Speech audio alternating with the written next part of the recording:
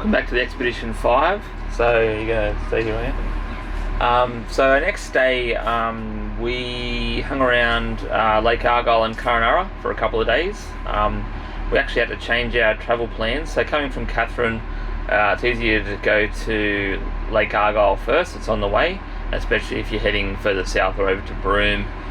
We'll just save you driving back. But one lesson learnt was to download the Fire app, or Fire's Near Me app, because we ended up driving straight through a heap bushfire to get to the Discovery Resort at Lake Argyle, which we then found out when we finally got back into reception that they may have to evacuate, which they didn't in the end, but we just made the decision because there was plenty of fire burning, as we saw when we drove through it. It'd be easier to drive back out before the road closed. There was only one road into Lake Argyle. If it kept burning, the only evacuation plan was to go down to the lake and hop in the lake with 35,000 freshwater crocodiles.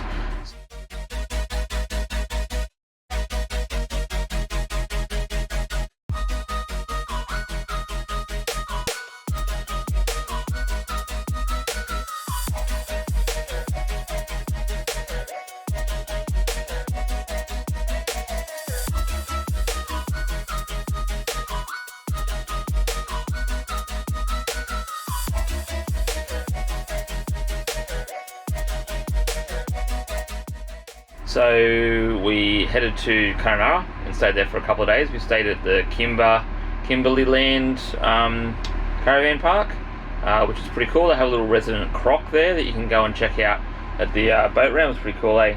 There's like two. Well, yeah, they said there was only one, but there was definitely more than one that we saw. So you can go and see it. It comes up to the boat ramp at 5 o'clock every afternoon, so you can go down and say hi. Kind of just sits there and looks at you. I think they call it gummy because it's only got one tooth or something like that. But one thing I forgot to mention, when you do cross the border from Northern Territory to WA, there is a checkpoint that you have to get rid of all your fruit and veg. So yeah, you cannot either prepare it and get it eaten on the way. I think some of it can be frozen and it's okay, but most of the fruit, apples and stuff all had to be chucked, so make sure you eat them before you get there. You don't get any fines if you have them. They kind of just want to have a look in your van. They'll go to your fridge and you just go through it and they'll just take all the stuff that you can't take across into the border. So yeah, just be honest, try not to hide anything and it's all good, and then you're off on your merry way. It was about 5.5 hours to Lake Argyle from the Katherine farm stay that we're at. So a bit of a drive, so gave it about 6 hours. Which made it for a late afternoon. We had to change directions and go up to Kununurra.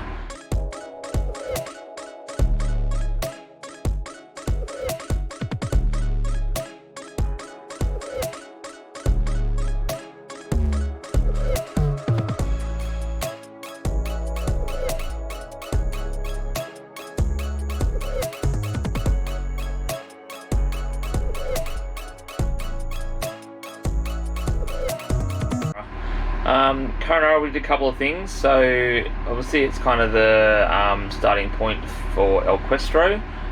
So most people stay there if they're going to do the Gib. We weren't going to do the Gib because our van was having a few issues here and there, and we were kind of warned that it's pretty rough. Especially the time of year we went.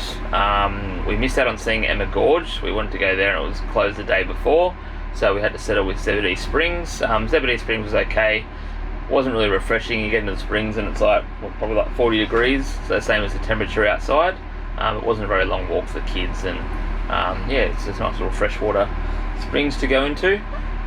Bit of a drive from Kununurra itself, but you know, it's quite a nice drive, looking at all the different rock formations and stuff all around the place. We drove back and we checked out the Ivanhoe crossing. I'll get a bit of footage up of the Ivanhoe crossing. It was nice and fun, wasn't it? Yeah. You really liked going across the water, through the water? No, not your most enjoyable experience. Really interesting though, there was heaps of people fishing on the crossing. Don't be fooled, there are crocs. I did speak to some locals who guaranteed me there was definitely crocodiles in there.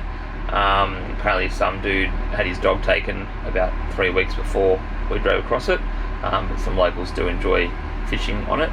but it's definitely a fun thing to do.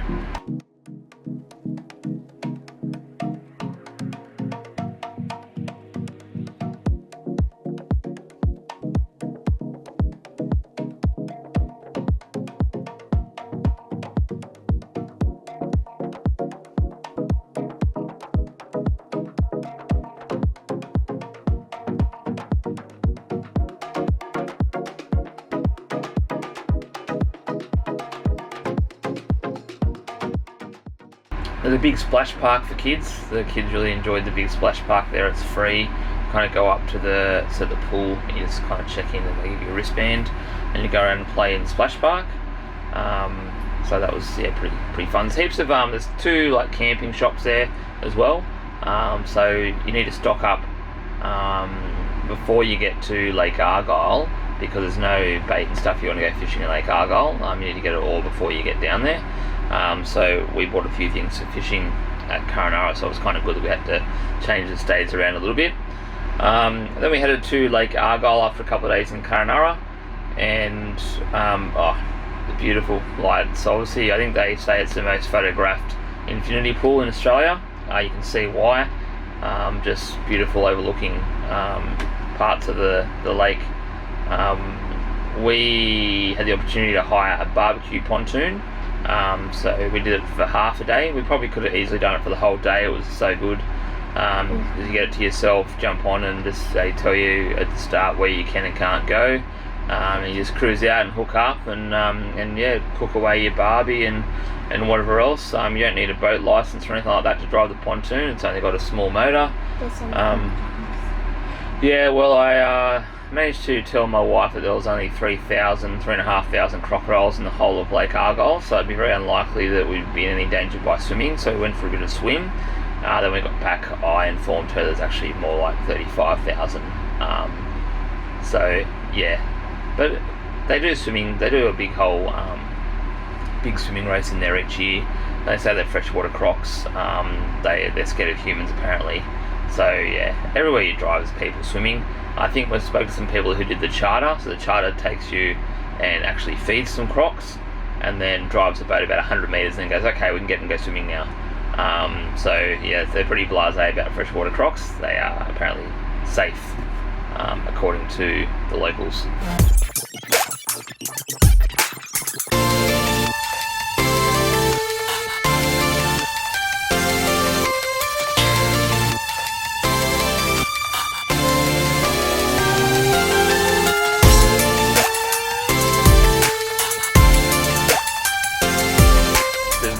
From some of the lookouts are really cool.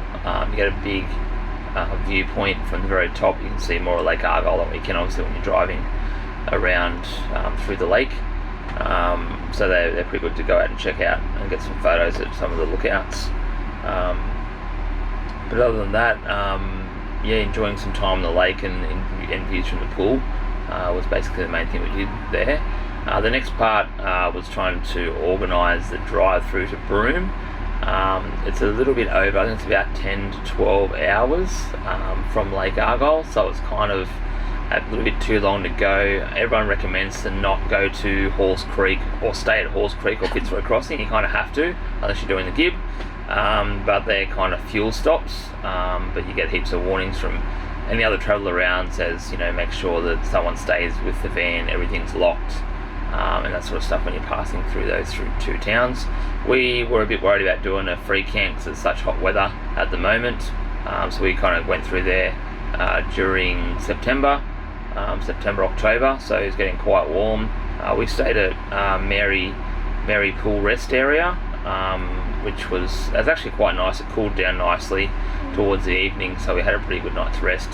It hasn't been any rain at all, so it was all dry and that sort of stuff, but got a good night's rest and planned to get through the Fitzroy Crossing early in the morning, so we're just going to top up with fuel and then keep going, which worked out really well and didn't have any issues with the new crossing.